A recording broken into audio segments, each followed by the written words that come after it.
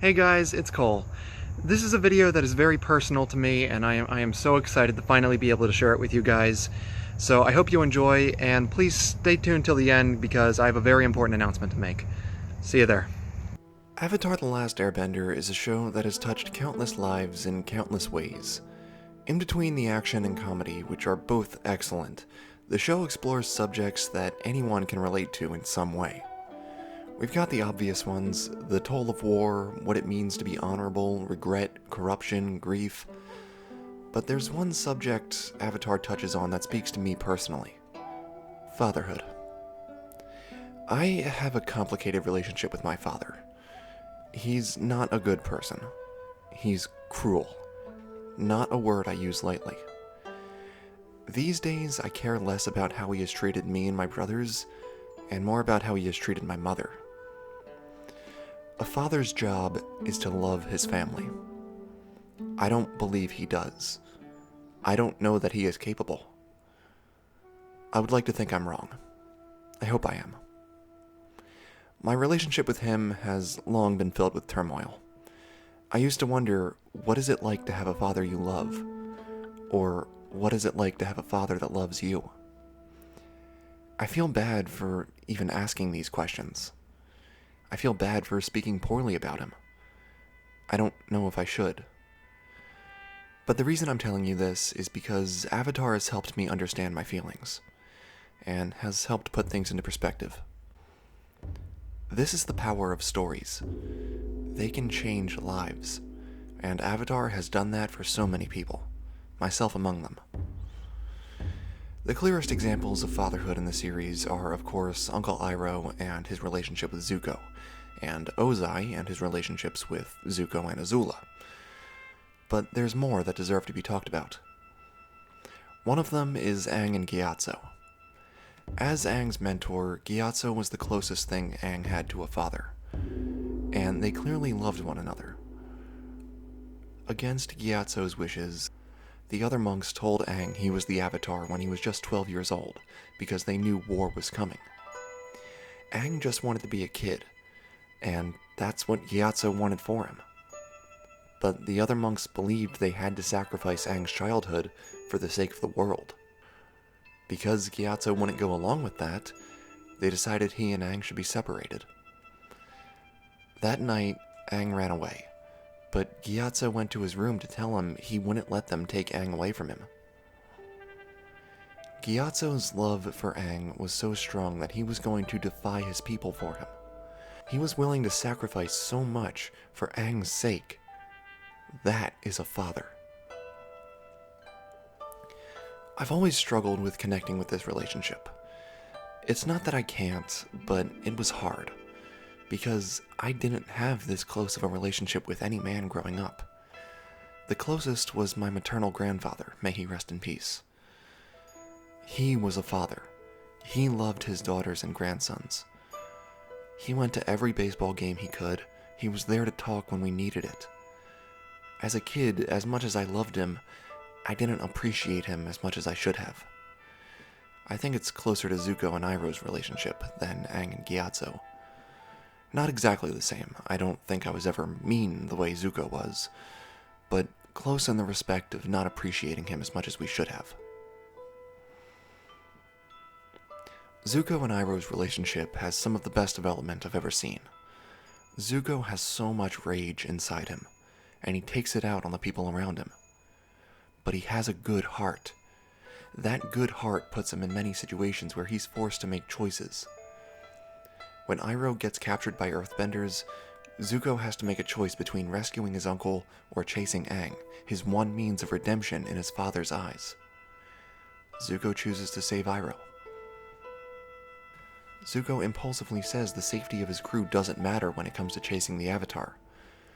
But when they're caught in a storm, he risks himself to save the helmsman, and then he lets the Avatar go so they can get the ship to safety. And of course, in that episode, where the crew is mad at Zuko for the way he treats them, they're told the story of why he was banished. When a general wanted to sacrifice a division of new soldiers, Zuko spoke out against him. Zuko cares deeply about people. His rage and unhealthy commitment to capturing the Avatar for his father is something his uncle, with fierce patience, attempts to temper in him. Zuko believes he lost his honor by speaking out against the general and refusing to fight his own father. In response to that, Ozai permanently scarred Zuko and banished him on a fool's errand. Zuko believes the Fire Nation is spreading prosperity to the rest of the world by conquering it. He believes his father must be right, because how could he be wrong? He's his father and the Fire Lord. Zuko's long journey to seeing past the lies and his father's abusiveness is nothing short of amazing. But Iroh is always there for him. When Zuko strikes out on his own, Iroh follows him in secret, because he knows Zuko needs to be alone for a while, but when Zuko needs him, he'll be there. And Toph points out that Iroh needs Zuko just as much, because she can feel the love Iroh has for him. And Toph, of course, has just left her overbearing parents. They were blinded by their love for her to the point where they didn't even see who she really was. Iroh sees who Zuko really is, a good man with a good heart. His father wants Zuko to be more like him, if he cares at all. He cast Zuko aside because Azula was far more talented. He wanted her to be his heir. Even Zhao points out that if his father truly loved him, he would let him return home with or without the Avatar. Zhao is an overly ambitious, arrogant dickhead, but he's not wrong about this. And when Zuko does return home, his father acts like nothing happened. He praises his son for taking down the Avatar, but that's it. He makes no attempt to repair the relationship because, in his eyes, he did nothing wrong by burning and banishing his son. Zuko finally breaks through, and the scene where he finally confronts his father is chef's kiss incredible. He tells his father Iroh is the one who was a real father to him, and that what Ozai did was cruel and wrong. And his father still doesn't think he did anything wrong. He defends himself. Zuko doesn't care. He's not looking for an apology. He's saying what needs to be said and walking away. The first time Zuko refused to fight his father, it was framed as weakness. And now, it's framed as immense strength. And then Ozai mocks his son for not striking him down when he has the chance. He stalls him by talking about Zuko's mother, who always nurtured what was best in him. And when the timer runs out, he attacks, clearly trying to kill his son. And Zuko defeats him with a move his uncle invented and taught him. And the scene where Zuko finally reunites with Iroh, crying and begging for forgiveness, Iroh embraces him. He was never angry with Zuko. He was worried about him. He was mourning. And he couldn't be happier that Zuko found his way again. I want to go into such detail, but I can't. Just go watch it, even if you already have. Zuko and Iroh's dynamic has been thoroughly examined over the years. There's nothing I can add to it. But I'm going through it here because, like Zuko and Iroh, there's another father that contrasts Ozai beautifully.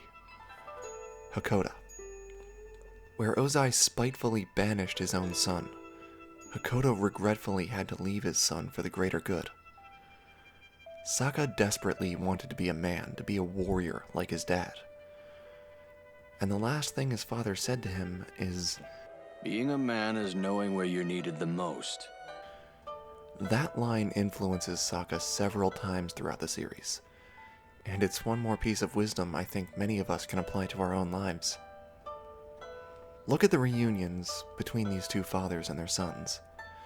When Sokka walks into the war camp, he's greeted by people impressed by how much he's grown since they last saw him. And when he walks into the tent and sees his dad, Hakoda rushes to his son to hug him. Whereas Ozai coldly praises his son's accomplishment, but not as a father, like a warlord praising a soldier on a successful mission. Zuko feels uncomfortable in his father's presence, compared to Sokka, who finally feels purely comfortable in his father's embrace. Yet another scene I have such a hard time connecting with. I know that's what hugging your father should be like, but for me, I connect more with Zuko. His father's presence is dread, not love. Hakoda is an inspiration. He's bonding with his son after years apart, when suddenly they need to head into battle. The rest of you men, prepare for battle. What should I do, Dad? Aren't you listening? I said the rest of you men get ready for battle. Sokka finally gets the validation his father couldn't give him when he left. And Ozai, sure, he validates his son in the most token way, but do you really think he wanted to? You have redeemed yourself, my son. Welcome home. He looks bored, like he's got something better he could be doing. And the scene that inspired me to make this video is the one on the ship with Hakoda and Katara. Katara was sad and mad at her father for leaving. They had already lost their mother. Katara understands why her dad had to go. The world needed him, and he had to make it safer for Sokka and Katara. She understands that logically, but she can't help still feeling abandoned. She treats her father coldly in the episode, and finally lets it all out after Aang runs off. By the way, all the voice actors are incredible in their roles. But then Hakoda says, I thought about you every day I was gone, and every night when I went to sleep, I would lie awake missing you so much it would ache.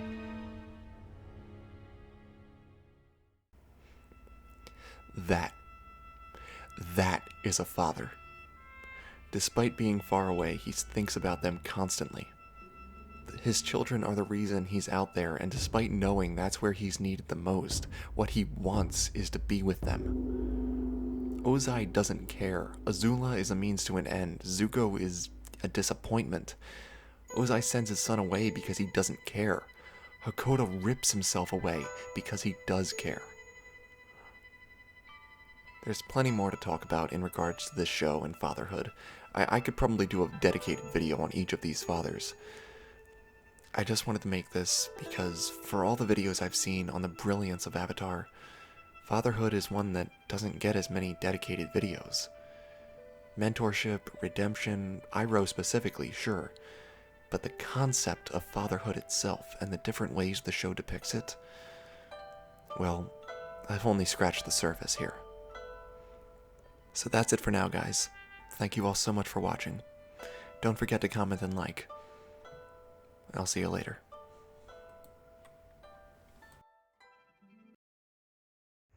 Hey guys, thanks so much for watching that video. I hope you enjoyed it. I hope you can tell I put a lot of passion and effort into that video, and I've probably gotten more personal in that than I have with any other video I've put up on this channel. And so I'm really thankful if you stuck around to the end, and I do have a very important announcement to make. I talked a lot about my dad in that video, and my mother is currently in the process of divorcing him. However, due to the way the marriage was set up, there are some serious financial issues in the way. And so I've set up a GoFundMe for her to help her, pay for the lawyer and the other expenses that are going along with this. I don't want you guys to feel pressured or anything. Like, this isn't strictly necessary. This is just something I want to do to make things a little bit easier on her. And so, yeah, if you guys want to donate, the link is in the description, and I really appreciate it. If not, just leave a like, comment. That stuff really helps out the channel. And yeah, I'll see you next time. Bye.